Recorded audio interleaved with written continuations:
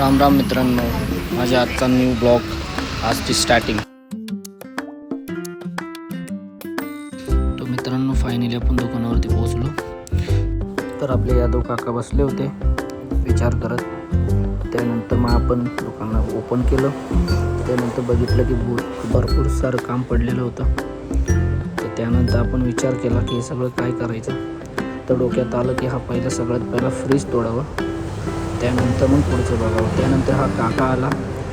काका बोलले की नाहीत करू शकणार तो. मी म्हणलं ठीक आहे, कसं नाही होणार. तर ट्राय केलं तर तेवढ्यात लागलं.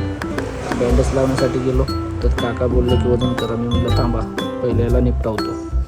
तर मग पहिले मी फ्रीज निपटावला, त्याला तोडून टाकलं. काकाचं वजन झालं, कचरा भरला. त्यानंतर मग शेवट दुकान बंद करायच्या वेळेस झाडू झालं. फायनली घरी निघालो. भेटूया पुढच्या ब्लॉगमध्ये. Bye bye.